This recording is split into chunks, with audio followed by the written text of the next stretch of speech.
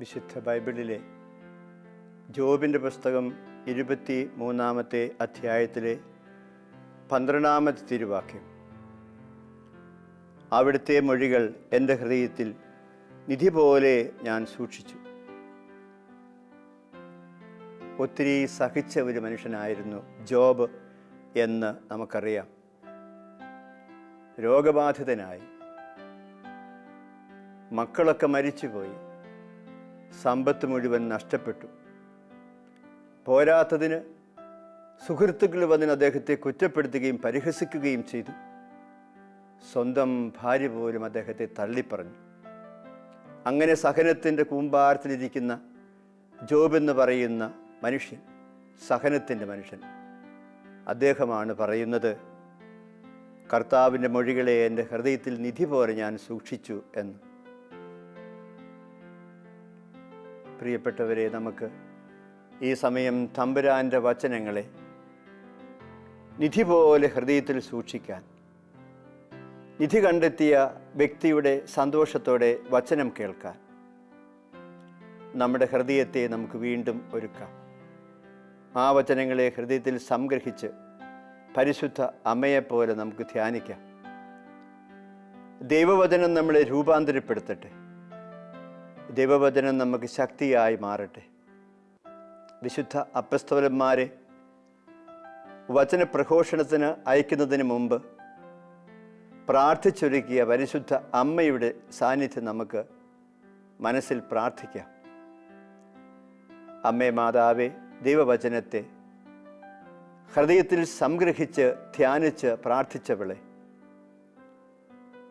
ഞങ്ങളുടെ ഹൃദയത്തിൽ ദൈവവചനം പതിയുന്നതിന്, അതിനെ നിധി പോലെ ഹൃദയത്തിൽ സൂക്ഷിക്കുന്നതിന് ആവശ്യമായ പരിശുദ്ധാത്മ അഭിഷേകം ഞങ്ങൾക്ക് നൽകണമേ എന്ന്, അതിനായി ഞങ്ങൾക്ക് വേണ്ടി പ്രാർത്ഥിക്കണമേ എന്ന് അമ്മേ ഞങ്ങൾ അങ്ങയോട് അപേക്ഷിക്കുന്നു. ആമേൻ. വിശുദ്ധ കുർബാനയെക്കുറിച്ച് നമ്മൾ ഈ സമയം ഓർക്കുമ്പോൾ, എല്ലാ ദിവസവും വിശുദ്ധ ബലിയിൽ പങ്കെടുക്കുന്നവർ ഈ വചനപ്രഘോഷണം കേൾക്കുന്നുണ്ടാവും. എന്നും കർത്താവിനെ ഹൃദയത്തിൽ സ്വീകരിക്കുന്നവരുമുണ്ടാകും. വിശുദ്ധ കുർബാനയെ ശക്തിയായി, കൃപയായി എന്നും ജീവിതത്തിലേക്ക് ഏറ്റുവാങ്ങുന്നവരുമുണ്ടാകും. ഒന്ന് ചിന്തിച്ചു നോക്കൂ, ലോകത്തെ മുഴുവൻ പിടിച്ചടക്കിയ ഒരു കൂദാശയല്ലേ വിശുദ്ധ കുർബാന? ലോകമാസകലം അർപ്പിക്കപ്പെടുന്ന വിശുദ്ധ കുർബാനകളോട് എല്ലാ ദിവസവും നമ്മൾ ചേരണം, എല്ലാ നിമിഷവും ചേരണം. കാരണം നമ്മൾ പ്രഭാതത്തിൽ കുർബാന അർപ്പിച്ച് പ്രാർത്ഥിക്കുന്ന സമയത്ത് ലോകത്തിൻ്റെ മറ്റൊരു ഭാഗത്ത് വൈകുന്നേരമാകാം. അവർ വിശുദ്ധ കുർബാന അർപ്പിച്ച് പ്രാർത്ഥിക്കുന്ന സമയം നമുക്ക് വൈകുന്നേരമാകാം. ഭൂമി ഇങ്ങനെ കറങ്ങിക്കൊണ്ടിരിക്കുകയല്ലേ. ആ കറക്കത്തിൽ പ്രഭാതങ്ങൾ മാറി മാറി മാറി വരുമ്പോൾ എല്ലാ പ്രഭാതത്തിലും വിശുദ്ധ കുർബാന അർപ്പിക്കപ്പെടുന്നു.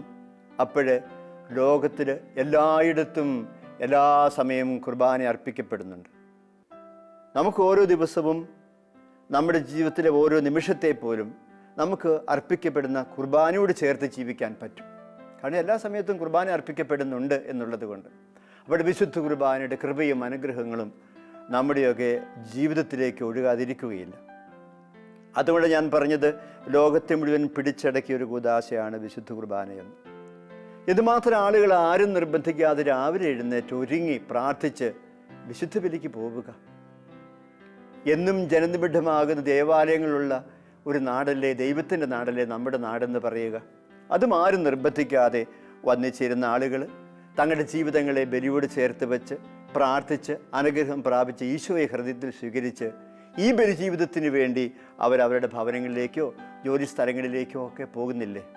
വിശുദ്ധ കുർബാനയുടെ നയിക്കപ്പെടുന്ന, നിറയപ്പെടുന്ന ജീവിതങ്ങളുള്ള ദൈവത്തിൻ്റെ നാടാണ് നമ്മുടെ നാട്.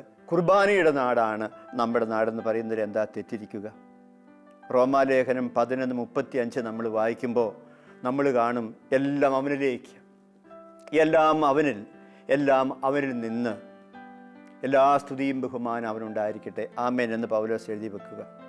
ഇതുപോലെ തന്നെയാണ് എല്ലാം കുർബാനയിലേക്ക്, എല്ലാം കുർബാനയിൽ നിന്ന് അവിടത്തേക്ക് സ്തുതിയും ബഹുമാനവും ആരാധനയും ഉണ്ടായിരിക്കട്ടെ എന്ന് നമുക്ക് പറയാൻ പറ്റില്ലേ?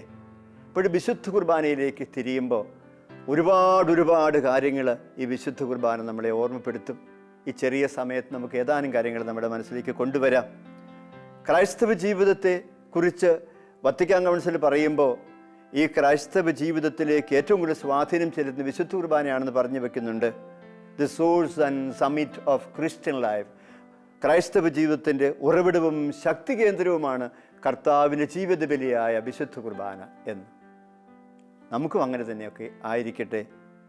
നമ്മുടെ ദേവാലയങ്ങളെക്കുറിച്ച് നമ്മൾ ഓർക്കുമ്പോൾ മറ്റു ചില സഭാവിഭാഗങ്ങളുള്ളതുപോലെ ഇതൊരു പ്രാർത്ഥനാ ഹോള് മാത്രമൊന്നുമല്ല. തമ്പുരാൻ കർത്താവ് ഈശോ മിശിഹായുടെ സജീവമായ സാന്നിധ്യമുള്ള ഇടമാണ് നമ്മുടെ ദേവാലയം. അതുപോലെ തന്നെ കർത്താവിൻ്റെ ബലി അർപ്പിക്കുന്ന വിശുദ്ധ ബലിപീഠം അതിനെ വിശുദ്ധീകരിക്കും നമുക്ക് പറയാൻ പറ്റും.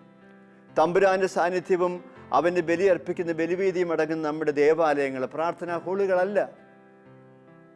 രക്ഷയുടെ രഹസ്യങ്ങളെ കൊണ്ടാടുന്ന, ആചരിക്കുന്ന, അനുഷ്ഠരിക്കുന്ന, അനുസ്മരിക്കുന്ന ഇടമാണ് നമ്മുടെ ദേവാലയത്തിനും അതിൻ്റെതായ പരിശുദ്ധി നമുക്കുണ്ട് എന്ന് നമ്മൾ കണ്ടെത്തുന്നു.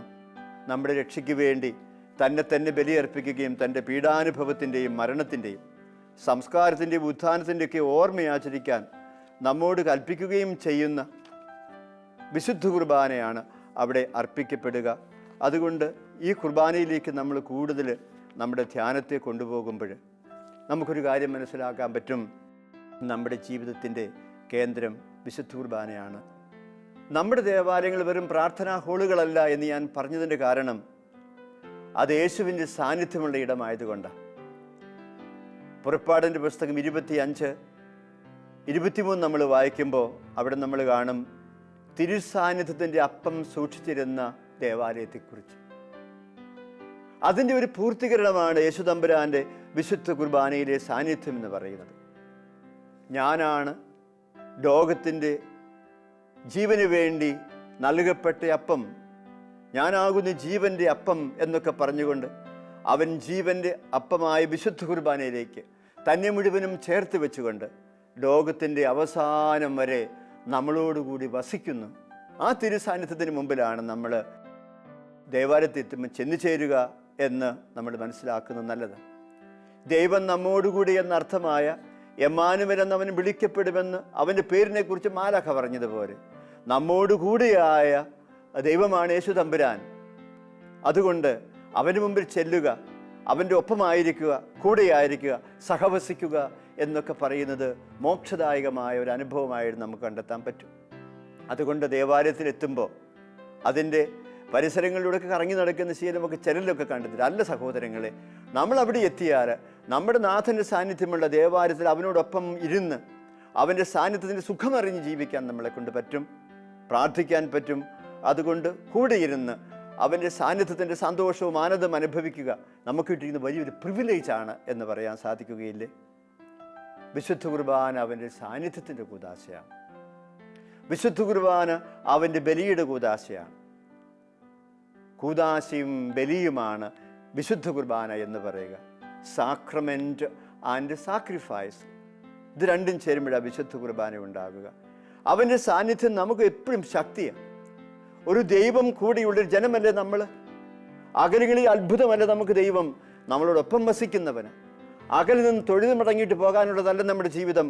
അവനോട് ചേർന്ന് അവൻ്റെ ജീവിതവുമായി ചേർത്ത് വെച്ച് കൊണ്ടുപോകേണ്ടതാണ് നമ്മുടെ ക്രൈസ്തവ ജീവിതം. നമ്മൾ തിരിച്ചറിയുകയാണ്.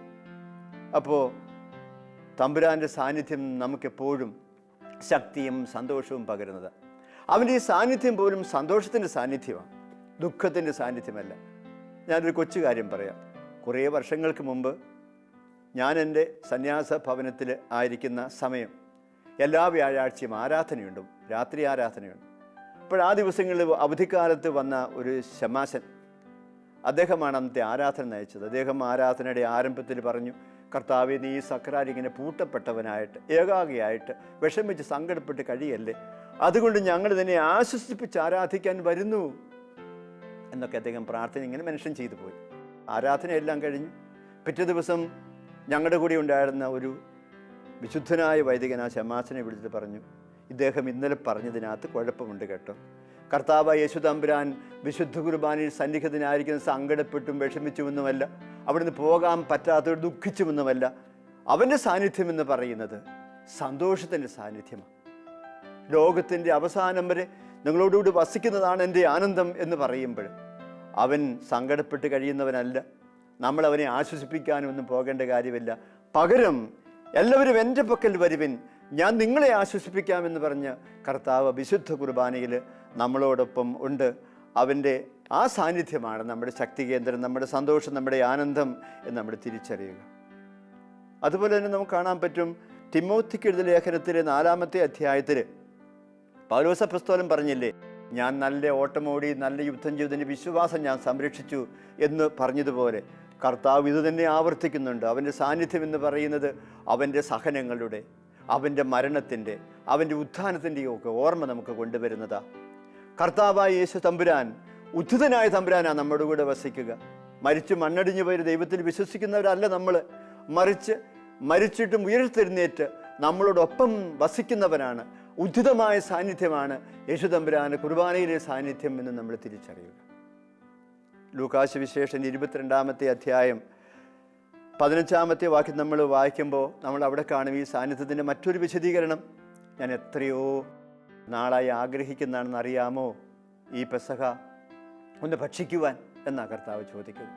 അപ്പോൾ അവന് പെസഹ വിരുന്ന് പോലെ നമ്മുടെ ഇടയിലേക്ക് കടന്നു വന്ന വിശുദ്ധ കുർബാനയായി ജീവൻ്റെ അപ്പമായി മുറിക്കപ്പെട്ട് കഴിയുന്നത് വലിയ ഒരു ആഗ്രഹത്തിൻ്റെ പൂർത്തീകരണമാണ് നമ്മൾ തിരിച്ചറിയുക. യോഹന്നാൻ സുവിശേഷം 15-ാമത്തെ അധ്യായത്തിൽ 13 നമ്മൾ വായിക്കുന്നതിൽ സ്നേഹത്തിന് വേണ്ടി ജീവൻ ബലി കൊടുക്കുന്നത് എത്രയോ ശ്രേഷ്ഠം. അതാണ് ശ്രേഷ്ഠതരമായ സ്നേഹം. ആ സ്നേഹമാണ് ഞാൻ മരിച്ചുകൊണ്ട് നിങ്ങളോട് പ്രകടിപ്പിക്കുന്നത്, നിങ്ങൾക്ക് തരുക എന്നൊക്കെ പറയും തമ്പുരാൻ്റെ ആ സന്തോഷം നമ്മൾ കണ്ടത്. മരണം പോലും സന്തോഷമാക്കി മാറ്റി ക്രിസ്തുവിനെ നമ്മൾ കണ്ടെത്തും. അവസാനം ലൂക്കാസ് വിശേഷം 22-ാമത്തെ അധ്യായത്തിൽ 46 നമ്മൾ വായിക്കും. അവസാനം പിതാവേ, അങ്ങയുടെ കരങ്ങളിലേക്ക് എൻ്റെ ആത്മാവിനെ കൂടി ഞാൻ സമർപ്പിക്കുന്നു എന്ന് പറഞ്ഞുകൊണ്ട് സന്തോഷത്തോടെ പിതൃകരങ്ങളിലേക്ക് മടങ്ങുന്ന ക്രിസ്തുവിനെ നമ്മൾ കാണും. അവൻ്റെ സാന്നിധ്യമാണ് വിശുദ്ധ കുർബാനയിലെ സാന്നിധ്യം എന്ന് പറയുക. അത് സന്തോഷത്തിൻ്റെ, ആനന്ദത്തിൻ്റെ സാന്നിധ്യമാണ്. നമ്മൾ തമ്പുരാൻ്റെ തിരുമുമ്പിലിരിക്കുമ്പോൾ ഈ ആനന്ദമാണ് നമ്മൾ അനുഭവിക്കുക. ദൈവം നമ്മോടുകൂടെ എന്ന് പറയുന്നത് ഒരു വലിയ സത്യമായി, അനുഭവമായി നമുക്ക് രൂപാന്തരപ്പെടുന്നു. അതുകൊണ്ട് ദൈവസന്നിധിയിൽ എത്തി നിൽക്കാൻ നമുക്ക് പറ്റുമോ? പറ്റുന്ന ഒരവസരവും നമ്മൾ വിട്ടുകളയരുതെന്ന് ഓർപ്പിക്കുകയാണ്. ഇനി നമ്മൾ ഓർക്കണം, വിശുദ്ധ കുർബാന എന്ന് പറയുന്ന സാന്നിധ്യത്തിൻ്റെ തലത്തിൽ മാത്രം നിൽക്കുക. അത് ബലിയുടെ ഒരുപാട് ആഴങ്ങൾ നമ്മുടെ മുമ്പിൽ അവതരിപ്പിക്കുന്നത്. ഓരോ വിശുദ്ധ കുർബാനയും ഓർമ്മയാചരണമാണെന്ന് പറയാറില്ലേ? ഈ ഓർമ്മ എന്ന് പറയുന്ന ഒത്തിരി അർത്ഥമുണ്ട്. എണ്ണിയാ തീരാത്ത ഓർമ്മകളുള്ളവരാണ് നമ്മൾ. എന്തെല്ലാം കാര്യം നമ്മുടെ മനസ്സിലൂടെ കടന്നു വരുമെന്ന് ഓർക്കാനിരിക്കുകയാണെങ്കിൽ അതിന് നമ്മൾ പല വിചാരമെന്നോ വേറെ എന്തെങ്കിലുമൊക്കെ വിളിക്കാറുണ്ട്. പലപ്പോഴും പ്രാർത്ഥിക്കാനിരിക്കുമ്പോഴും പല ഓർമ്മകൾ നമ്മുടെ ഉള്ളിലേക്ക് കടന്നു വരികയല്ലേ ചെയ്യുക. അപ്പോൾ ഓർമ്മയില്ലാത്തൊരു മനുഷ്യനെക്കുറിച്ച് നിങ്ങൾ ചിന്തിച്ചോളൂ.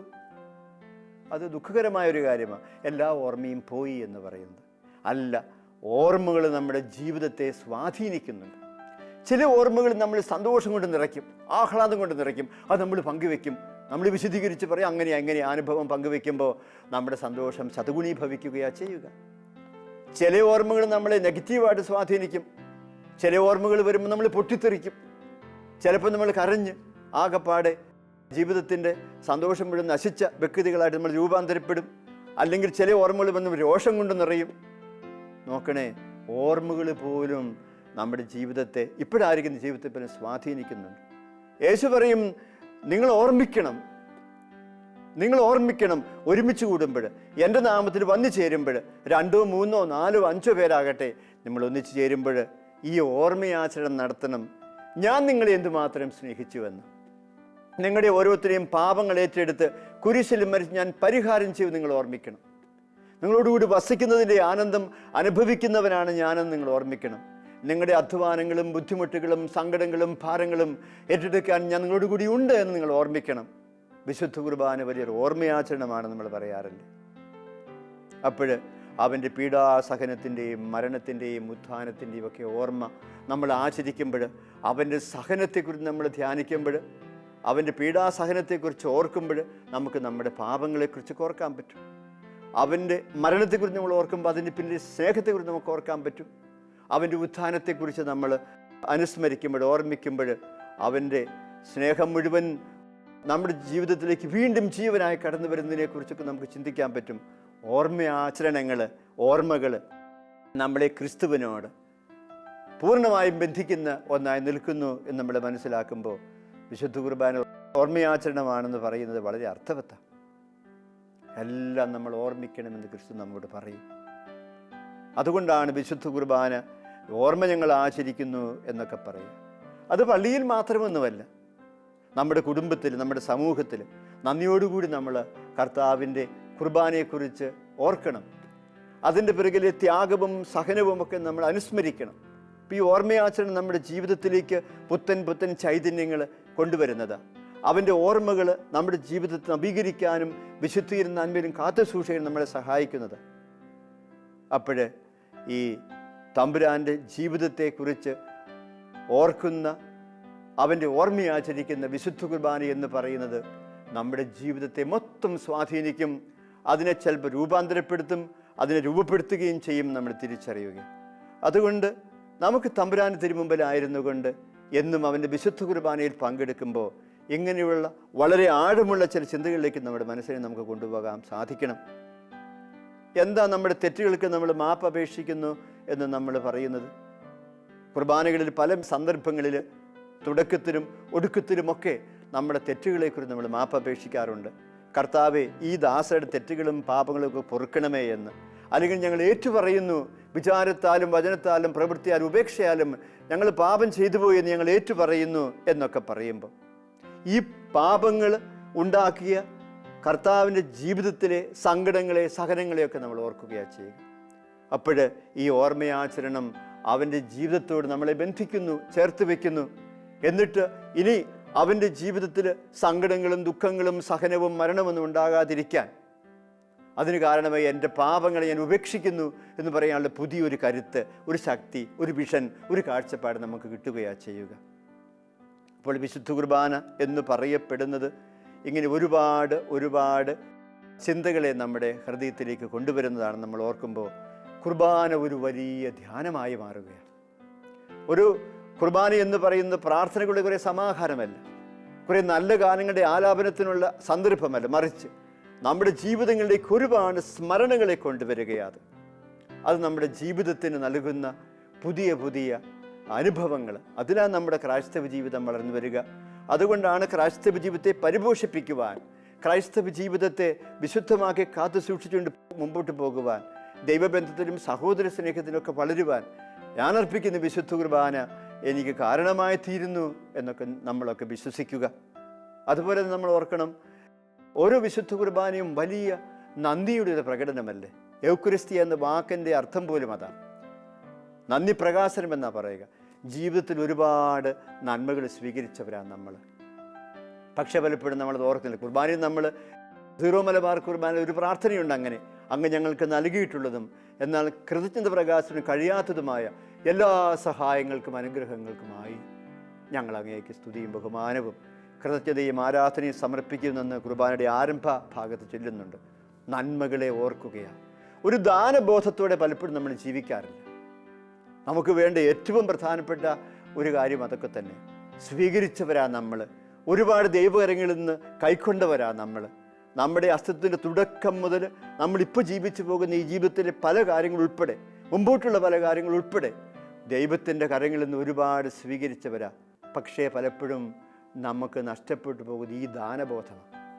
അവിടെ ചിലപ്പോൾ നിങ്ങളോ ഞാനൊക്കെ അഹങ്കാരികളായിട്ട് മാറും. ഇതല്ല എൻ്റെ നേട്ടമാണ്, എൻ്റെ കഴിവുകൊണ്ട് ഞാൻ ഉണ്ടാക്കിയതാണെന്നൊക്കെ പറയാൻ നമ്മൾ തുനിയുന്നത് ഈ ദാനബോധം നമുക്ക് നഷ്ടപ്പെട്ടു പോകുമ്പോൾ. അതുകൊണ്ട് കൃതജ്ഞതയോടുകൂടി നമ്മൾ ദൈവത്തിന് ആരാധനയും സ്തുതിയും അർപ്പിക്കുമ്പോൾ നമ്മുടെയൊക്കെ ജീവിതങ്ങളിലേക്ക് കർത്താവ് ചൊരിഞ്ഞുകൊണ്ടിരിക്കുന്ന ഒരുപാട് കൃപകളെ, നന്മകളെ, അനുഗ്രഹങ്ങളെ നമുക്ക് വാഴ്ത്തിപ്പാടാനുള്ള ഒരു വേദിയാണ് നമ്മുടെ വിശുദ്ധ കുർബാനയുടെ വേദി. അതുകൊണ്ടാണ് അനുഗ്രഹങ്ങൾ കിട്ടുമ്പോൾ നമ്മൾ എത്തുക തമ്പുരാൻ്റെ മുമ്പിൽ അങ്ങ് ചെയ്ത എല്ലാ സഹായങ്ങൾക്കും അനുഗ്രഹങ്ങൾക്കുമായി ഞങ്ങൾ അങ്ങേക്ക് സ്തുതിയും ബഹുമാനവും കൃതജ്ഞതയും ആരാധനയും ഇപ്പോഴും എപ്പോഴും സമർപ്പിക്കുന്നുവെന്നാണ് നമ്മൾ പറയുന്നത്. നോക്കണമേ, വിശുദ്ധ കുർബാന അർപ്പിക്കുമ്പോൾ ഒരു സമൂഹം മുഴുവൻ ഇങ്ങനെ പ്രാർത്ഥിക്കുന്നു. ആ പ്രാർത്ഥനയുടെ സ്പന്ദനങ്ങളൊക്കെ എവിടെയൊക്കെ എത്തിച്ചേരുക, ഒരു ജീവിതം മുഴുവനെയും അത് സ്വാധീനിക്കുന്നു എന്ന് നമ്മൾ തിരിച്ചറിയുന്നു. അതുപോലെ തന്നെ പ്രിയപ്പെട്ടവരെ, നമ്മൾ ഓർക്കണം, തമ്പുരാൻ്റെ കരുണയും സ്നേഹവും നമ്മൾ അനുഭവിക്കുന്നത് ഈ വിശുദ്ധ കുർബാനയിലാണ്. അവൻ്റെ കാരുണ്യവും അവൻ്റെ സ്നേഹവും ഒക്കെ നമ്മൾ അനുഭവിക്കുന്നത് ഈ വിശുദ്ധ കുർബാനയുടെ മുമ്പിൽ നിൽക്കുമ്പോഴാണ്. അവൻ്റെ ആ ക്രൂശിത ചിത്രത്തിന് മുമ്പിൽ നിൽക്കുമ്പോൾ എന്തുമാത്രം ഒരു ധ്യാനമാണ് നമ്മുടെ മുമ്പിലേക്ക് വരിക. മുറിക്കപ്പെട്ട അപ്പത്തെ നമ്മൾ നമ്മുടെ ഹൃദയത്തിൽ സ്വീകരിക്കാനായിട്ട് കരങ്ങൾ നീട്ടുമ്പോഴോ നാവ് നീട്ടുമ്പോഴോ ഒക്കെ നമ്മൾ എന്തെല്ലാം രഹസ്യങ്ങളിലേക്ക് സംവഹിക്കപ്പെടുക എന്ന് നമ്മൾ പലപ്പോഴും അറിയുന്നില്ല. ഒരു ചടങ്ങ് പോലെ ഇതങ്ങ് പോകുന്നുവെന്നേ ഉള്ളൂ ചിലപ്പോഴൊക്കെ. അല്ല, വിശുദ്ധ കുർബാന ഏറ്റവും വലിയൊരു ധ്യാന വിഷയം. കാരണം അതൊരു മിസ്റ്ററിയാണ്. ബിയോണ്ട് അണ്ടർസ്റ്റാൻഡിങ് എന്നാണ് അതിൻ്റെ അർത്ഥം. നമ്മൾ പലപ്പോഴും വിശുദ്ധ കുർബാനയെക്കുറിച്ചൊക്കെ ചിന്തിക്കുമ്പോൾ നമ്മുടെയൊക്കെ കരങ്ങളിലോ നമ്മുടെയൊക്കെ നാവിലോ വന്നു ചേരുന്ന ഒരു തിരുവോസ്തിയുടെ മുമ്പിലൊക്കെ നമ്മൾ നിൽക്കുമ്പോൾ നമുക്കൊരു പക്ഷേ ഇതൊക്കെ വളരെ ചെറിയ കാര്യമാണെന്ന് തോന്നും. അല്ല, ഇതൊക്കെ വലിയ രഹസ്യങ്ങളാണ്. അതുകൊണ്ടാണ് മിസ്റ്ററി എന്ന് വിശുദ്ധ കുർബാനയെ വിശേഷിപ്പിക്കുക. ഈ വിശുദ്ധ രഹസ്യങ്ങൾ വിശുദ്ധിയോടെ പരികർമ്മം ചെയ്യുവാൻ അയോഗ്യനായ എന്നെ യോഗ്യനാക്കണമേ എന്ന് വൈദികൻ പ്രാർത്ഥിക്കുന്നതും അതുകൊണ്ടൊക്കെ തന്നെ ഇതൊരു വലിയ രഹസ്യമാണ്. ഒരു വലിയ ധ്യാന വിഷയമാണ് വിശുദ്ധ കുർബാന എന്ന് പറയുന്നത്. അത് അൾത്താരയിൽ അർപ്പിക്കപ്പെട്ട് തീർന്നു പോകേണ്ട ഒന്നല്ല. അൾത്താരയിൽ അർപ്പിക്കപ്പെടുന്നത് നിങ്ങളുടെയും എൻ്റെയും ഒക്കെ ജീവിതങ്ങളിൽ സംഭവിക്കേണ്ട കാര്യങ്ങളാണ്. അതുകൊണ്ടാണ് ഒടുവിലത്തെ അത്താഴത്തിൽ അവൻ അപ്പം എടുത്തപ്പോൾ ആശീർവദിച്ചപ്പോൾ അവൻ മുറിച്ചപ്പോൾ അവൻ നമുക്ക് തന്നപ്പോൾ അവനൊരു കാര്യം കൂടി പറഞ്ഞു. നിങ്ങൾ എൻ്റെ നാമത്തിൽ ഒന്നിച്ചു ചേരുമ്പോൾ ഞാൻ ചെയ്തതുപോലെയൊക്കെ നിങ്ങളും ചെയ്യണം. അത് കൽപ്പനയായിട്ട് അവൻ നമുക്ക് തന്നിരിക്കുകയാണ്. അവൻ ചെയ്തതുപോലെ ചെയ്യാനുള്ള കൽപ്പന. കുർബാന അർപ്പിക്കുന്ന രീതിക്കപ്പുറം നമുക്ക് കുർബാനയെ നമ്മുടെ ജീവിതത്തിലേക്ക് ആവിഷ്കരിച്ചെടുക്കുക, കൊണ്ടുവരിക എന്ന ജീവിതത്തിൻ്റെ ഭാഗമാക്കി മാറ്റുക. ജീവിതത്തിൽ തന്നെ മറ്റൊരു കുർബാനയാക്കി മാറ്റാൻ യേശു നമ്മോട് പറയും. അനുഷ്ഠാന പരിധിയിലേക്ക് കടന്നു പോകാനല്ല, ജീവിതത്തിൽ ആവിഷ്കരിക്കാനാവും നമ്മോട് പറയുക. നിങ്ങൾ അർപ്പിക്കുന്ന ഈ വിശുദ്ധ കുർബാന അത് എൻ്റെ ജീവിതത്തിൻ്റെ വ്യാഖ്യാനമാണെങ്കിൽ നിങ്ങൾക്കെന്തുകൊണ്ട് ഈ ഞാൻ അർപ്പിച്ച ഈ വിശുദ്ധ കുർബാനയെ നിങ്ങളുടെ ജീവിതങ്ങളിൽ അർപ്പിച്ചുകൂടാ എന്ന് അവൻ നമ്മോട് ചോദിക്കുക. അതുകൊണ്ട് ജീവിതം കൊണ്ട് വിശുദ്ധ കുർബാന അർപ്പിക്കാൻ നമുക്ക് സാധിക്കുമ്പോഴാണ് കുർബാന നമ്മുടെ ജീവിതങ്ങളിൽ അർത്ഥവത്തായി തീരുന്നത് എന്ന് നമ്മൾ പറയുന്നു. എത്രയെത്ര സാഹചര്യങ്ങളുണ്ട് അവൻ്റെ ബലിയോട് ചേരാൻ. പലപ്പോഴും നമ്മൾ അങ്ങനെ അവൻ്റെ ബലിയോട് ചേരാതെ ഒരു അനുഷ്ഠാന പരിധിയുടെ മുമ്പിൽ നമ്മുടെ കുർബാനകളെ കണ്ടെത്തുന്നുണ്ടോ? എങ്കിലൊരു മാറ്റം നമുക്ക് അനിവാര്യമായി നിൽക്കുന്ന ഒന്നാണെന്ന് നമ്മൾ അറിയുന്നു. അവൻ്റെ സഹനത്തോടും അവൻ്റെ മരണത്തോടുമൊക്കെ നമ്മൾ പങ്കുചേരണം. 1 കൊറിന്ത്യർ 11 അധ്യായം 23 വചനങ്ങൾ നമ്മൾ വായിക്കുമ്പോൾ പൗലോസ് അപ്പോസ്തലൻ പറയും അപ്പം വാഴ്ത്തലിനെ കുറിച്ച്. ആ കൂദാശാവചനങ്ങളെ അദ്ദേഹം അവിടെ കൊണ്ടുവരികയാണ്. അവൻ ഒറ്റിക്കൊടുക്കപ്പെട്ട രാത്രിയിൽ അപ്പം എടുത്തതിനെ കുറിച്ച് പൗലോസ് പറഞ്ഞിട്ട് അവസാനം അവൻ നമ്മോട് പറയും അവൻ്റെ മരണമാണ് നമ്മൾ ആഘോഷിക്കുക എന്ന്. മരണമെന്ന് പറയുമ്പോൾ മരണമെന്ന ഒറ്റപ്പെട്ട പ്രവൃത്തിയല്ല, അതിനോട് ചേർന്ന് പോകുന്ന ഈ എല്ലാ അപമാനങ്ങളും സഹനങ്ങളും കഷ്ടപ്പാടുകളും കുരിശു വഹിക്കലും ആണിയടിക്കലും എല്ലാം അതിനോട് ചേർന്ന് നിൽക്കുകയും അവൻ്റെ മരണമാണ് നമ്മൾ ആഘോഷിക്കുക.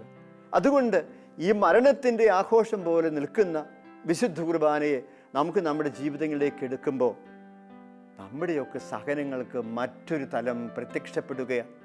നമ്മുടെയൊക്കെ സഹനങ്ങൾക്ക് മറ്റൊരർത്ഥം കണ്ടെത്താൻ നമുക്ക് സാധിക്കും. ഓരോ വിശുദ്ധ കുർബാനയും പുത്തൻ അനുഭവങ്ങളിലേക്കും പാഠങ്ങളിലേക്കും നമ്മളെ നയിക്കും. എൻ്റെ സഹനങ്ങൾ അവൻ്റെ മരണത്തോട് ചേരുന്നതാണെന്ന് കണ്ടെത്തി കഴിയുമ്പോൾ, അവൻ്റെ സഹനത്തോട് ചേർത്ത് വെക്കേണ്ടതാണെന്ന് നമ്മൾ കണ്ടെത്തി കഴിയുമ്പോൾ, ആ ഓരോ സഹനവും മറ്റൊരു കുർബാനയായിട്ട് എൻ്റെ ജീവിതത്തിൽ എനിക്ക് അനുഭവിക്കാൻ സാധിക്കും. അവിടെയാണ് കൃപാവരങ്ങൾ നിറയുന്ന ഒരു ജീവിതം നമുക്കുണ്ടാവുക. അതുകൊണ്ട് വിശുദ്ധ കുർബാനയെക്കുറിച്ച് കൂടുതൽ പഠിക്കാനും ധ്യാനിക്കാനും കുർബാനയെ അർത്ഥവത്തായിട്ട് ജീവിതത്തിൽ അർപ്പിക്കാനുമൊക്കെ നമുക്ക് കഴിയട്ടെ. പ്രിയപ്പെട്ടവരെ, നമുക്ക് പ്രാർത്ഥിക്കാം. വിശുദ്ധ കുർബാനയായി മാറിയവൻ്റെ മുമ്പിൽ നമുക്ക് കണ്ണുകളൊക്കെ അടച്ചു നിൽക്കാം. ഒടുവിലത്തെ അത്താഴവേദിയും കുരിശിലെ സ്വയാർപ്പണവും ഉത്ഥാനത്തിൻ്റെ മഹത്വമൊക്കെ ഹൃദയത്തിൽ ധ്യാനിച്ചുകൊണ്ട് നമുക്ക് തമ്പുരാനോട് പ്രാർത്ഥിക്കാം. നീ ഞങ്ങൾക്ക് വേണ്ടി വിശുദ്ധ കുർബാനയായത് ഞങ്ങൾക്ക് മനസ്സിലാക്കാൻ പറ്റാത്ത വലിയ ഒരു രഹസ്യമാണ് ഞങ്ങൾ തിരിച്ചറിയുന്നു. ഇതിൻ്റെ മുമ്പിൽ ആദരവോടെ പ്രാർത്ഥനയോടെ ധ്യാനത്തോടെ നിൽക്കുവാൻ ഞങ്ങളെയൊക്കെ കർത്താവെ സഹായിക്കണമേ. ഓരോ ദിവസവും പ്രഭാതത്തിൽ ഞങ്ങൾ അർപ്പിക്കുന്ന വിശുദ്ധ ബലികൾ ആ ദിവസത്തെ മുഴുവനും വിശുദ്ധീകരിക്കുവാൻ ആ ജീവിതത്തിന് ആവശ്യമായ കൃപകളും നന്മകളും ഞങ്ങൾക്ക് പകർന്നു നൽകുവാനും ഉപകരിക്കുന്നു ഞങ്ങൾ അറിയുന്നുകൊണ്ട് സാധിക്കുമ്പോഴൊക്കെ ഒരു വിശുദ്ധ ബലിയിൽ പങ്കുചേർന്ന് ഞങ്ങളുടെ ജീവിതങ്ങളെ അങ്ങേക്ക് സമർപ്പിച്ചുകൊണ്ട് വിശുദ്ധ കുർബാനയുടെ കൃപയും വരവുമുള്ളവരായി ജീവിക്കാൻ ഈ എളിയ ദാസരെ എല്ലാവരെയും സഹായിക്കണമേ. ഞങ്ങൾക്ക് വേണ്ടി അർപ്പിക്കപ്പെടുന്ന ഓരോ വിശുദ്ധ കുർബാനയും ഞങ്ങളുടെ ക്രൈസ്തവ ജീവിതത്തിന് കേന്ദ്രമാണ് തിരിച്ചറിഞ്ഞുകൊണ്ട് കുർബാനയെ സ്നേഹിക്കാൻ, കുർബാനയുടെ ചൈതന്യത്തോട് ഞങ്ങളുടെ ജീവിതങ്ങളെ ചേർത്ത് വയ്ക്കുവാൻ, അങ്ങനെ ഞങ്ങളുടെ ക്രൈസ്തവ ജീവിതത്തിന് കുർബാനയുടെ നിറവും മണവും രുചിയുമൊക്കെ കൊടുക്കുവാൻ ഞങ്ങളെല്ലാവരെയും സഹായിക്കണമേ. ഞങ്ങളുടെ സഹനങ്ങളെ, ഞങ്ങളുടെ ത്യാഗങ്ങളെ, ഞങ്ങളുടെ കഷ്ടപ്പാടുകളെ, ഞങ്ങളുടെ സമർപ്പണങ്ങളെയെല്ലാം നിൻ്റെ കുർബാനയുടെ കണ്ണുകളിലൂടെ നോക്കിക്കാണാനും ഞങ്ങളെ എല്ലാവരെയും കർത്താവെ സഹായിക്കണമേ. നിൻ്റെ വിശുദ്ധ ബലിയുടെ ശക്തിയാൽ ഞങ്ങളുടെ ജീവിതങ്ങളെ യേശുതമ്പുരാനെ നിറയ്ക്കണമേ. നിൻ്റെ പരിശുദ്ധ അമ്മയുടെ സാന്നിധ്യം നിൻ്റെ ബലിക്കരികെ ഉണ്ടായിരുന്നതുകൊണ്ട് ഞങ്ങൾ അമ്മയുടെ കരങ്ങളിലൂടെ സമർപ്പിക്കുന്ന ഈ പ്രാർത്ഥന കനിവോടെ കേട്ടറിയണമേ. ആമേൻ.